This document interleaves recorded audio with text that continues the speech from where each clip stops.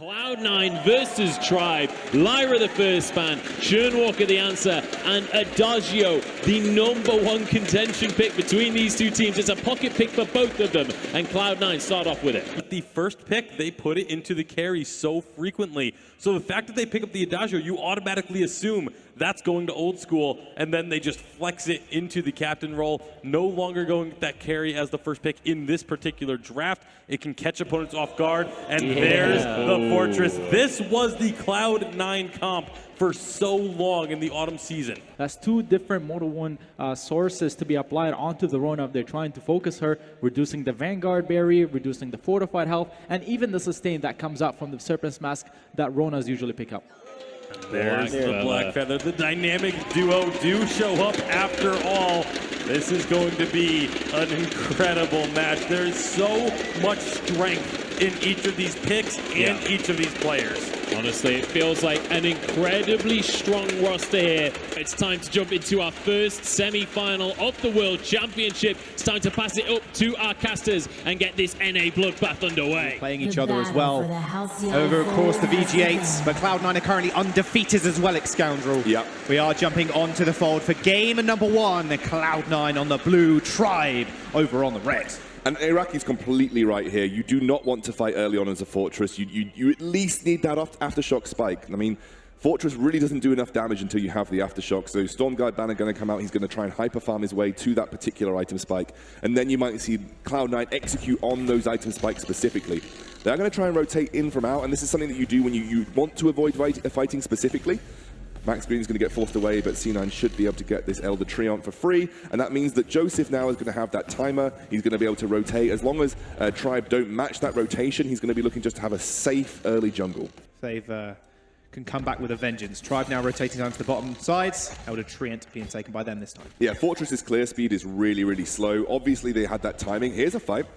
Joseph taking a little bit of damage, but they are just going to push in. Max Green moving forward with the blood for blood, but he's actually taking a little bit worse for wear at this point. Tigers jumps into the Tribe Rush, a lot of damage going backwards and forwards. There's the into the fray, straight on top of Old School, going extremely low. The Mortal Wound stops the healing. Tribe find first blood, but the fight continues. Dienzio is going to trade as well. Joseph ends up going down. It is T-Tigers and Max Green running from Gabe Vizzle. Gabe Vizzle trying to just kill him off, but the Vanguard and the potion should heal him up for the time being. T-Tigers in the midst of that did take the Treant as well. Again, it was a really nice use of the minion caddy T-Tigers. He's looking to put pressure on Joseph's backs here. And Joseph just can't really trade back, but Gabe's coming through. Wow, Gabe is actually going to just find him. Only a little bit of damage, though. Didn't quite find anything more, but Tribe are going to move in with a 3-man push onto this Treant here. Old School is fairly low, however, something to keep in mind, and very low energy also. Old School falls low as well. They're going to jump straight on top of him, and they take him down. T-Tigers and Dienzio cut him up. Now, Treant gets taken as well. Doesn't get taken by Dienzio, so he doesn't receive the healing, so he gets cut up and cut down. Another kill onto Joseph. Also, lead Tribe leading the kill score, 4-2. Dienzio taking a lot of damage up in the lane as well. Max Green is going to just rotate upwards. Dienzio always just comes out at these live events and just proves himself time and time again. LA was just such a good example of that. Immortals looked absolutely unstoppable until they met the brick wall that is Cloud9. Like I mentioned before, 3-1, and Tribe, they're really, really looking to pile on the pressure early on just to make sure Cloud9 know their place. Do you know what's really good, what the Tribe are sort of executing here? T-Tigers and Max Green have been super aggressive in the jungle. Time and time again, look at it. They are drawing attention to the jungle of Cloud9, knowing that the less time they spend in the lane, the better it is for them. Given that laning phase is so strong for Gabe Vizzle and Old School, Dienzio has been very reluctant, other than clearing waves, to spend too much time there. Joseph is the weak link of C9 until he hits that particular spike, so this has been really clever play to focus the jungle here for Tribe. Yeah, he is very close to actually picking up the Aftershock though, so you can imagine in the next minute or so, when he does purchase it, they're going to look for a fight. We do look at Old School also. He's picked up an infusion in his inventory, so kind of predicting that inevitability. Plus the breaking point as well was his first item. Tribe once again moving into the jungle. So good. Early Crystal Sentry take as well. Wow. I think C9 are looking to out-rotate them and get the first turret of the game. This could end up in a brawl here. It's Crystal Sentry potentially for turret. Here comes Tribe. Remember, no aftershock on Joseph, so he's not outputting a lot of damage right now, but the turret does go down. That's the first one on the board for Cloud9. Gabriel's in a lot of trouble. Spin to win available for Dienzio, but does he even need it? Yes, he does. Moves in, picks up the kill. 3-2 on to the carry. T-Tigers trying to stop Old School and Joseph. Backs, they might just be able to do it on point. Doesn't quite land. Cloud9, they lose one, but they lost but they take the turret, but they might just lose one of their own as well. Yeah, I think Cloud9 are going to end up losing their first turret here. A really good quick rotation to respond to Cloud9, but Cloud9 have now hit those spikes. We are seeing Old School going for that breaking point into double turrets monocle build that I think he went yesterday. Joseph has now hit that aftershock. It's a little bit more viable for Cloud9 to search for fights at this point in time, but maybe Joseph wants to get a bit of defense behind him. We're already seeing Dienzio with a Serpent's Mask and a heavy steel on top of that. They are doing Cloud9's game right now, but better. Global objectives have become Tribe's focus. They've drawn pressure to the jungle, and C9 are reluctant to take a fight. They might contest this gold trio. Gold Miner going fairly low. Old School is going fairly low as well. Attack the back's going to get popped. There comes the call. Old School falling extremely low. Can't get away from T-Tigers. Dashes towards him on point. There's the kill. Dienzio's going to chase Gay Fizzle. Should be an easy clean-up kill for him as well. T-Tigers chasing the Wolf. Joseph in trouble. Crystal Sentry isn't going to help you now, buddy. Tribe find the ace. They found the Gold Miner as well, and the Crystal Sentry will fall as well. The triple capture of the objective from Tribe. Perfect way to end the fight. And they're going to get the Gold Miner too as well. But right now, Old School, the best thing I think he can do is rush that second turret's monocle and really start to output damage, because you're not facing up a huge amount of armor, especially on Dienzio, who I think is your biggest threat right now. He's only got a light armor to work with. So getting another turret's monocle in the bag is going to allow him to be far more aggressive when kiting away, dealing a significant amount of damage. Crystal Sentry eliminated at 9 minutes and 2 seconds. One of the quickest we've seen here at Worlds thus far. Tribe are permanently sitting in Cloud9's jungle. Gonna go out on a limb and think to say that's the quickest we've ever seen a Crystal Sentry elimination. I thought Cloud9 had previously had that record. I think now Tribe have taken it from them. That's a super quick Crystal Sentry elimination. And this has all resulted from Tribe saying, well, we don't want to fight in lane. We know that an Adagio Vox is absolutely going to punish our Rona in lane. We're going to rotate Rona out of lane as much as possible.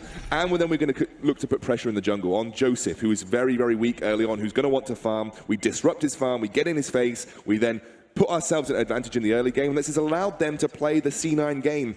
Remember the storyline that we talked about with C9 yesterday? We have not seen them come back from a deficit. They've had small deficits to recover from and always have, but this is a very big deficit starting to open up for Cloud9. Gold Mine is being started up as well by Max Green. T-Tigers taking that Treant for the 4th time in a row. The domination from T-Tigers right now in the jungle. Dragon's Eye picked up as well with the spare change. Aftershock online, this guy is packing a hell of a punch. Cloud9 right now, what is their game plan at this moment in time? It just seems they want to get Old School as fed as possible. Just make sure he is clearing those waves wherever he gets the chance. He's got Monocle, or at least one, looking towards the second one rather shortly. Yeah, that's, I think, Cloud9's thought process here.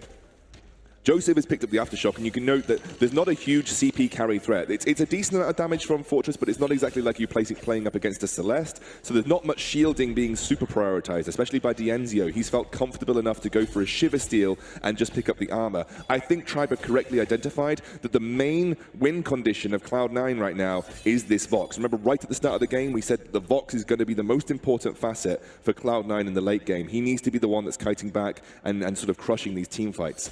Piling all the resources into him. T-Tigers once again pushing in with Max Green to try and contest some of this. Gets it. Oh, man.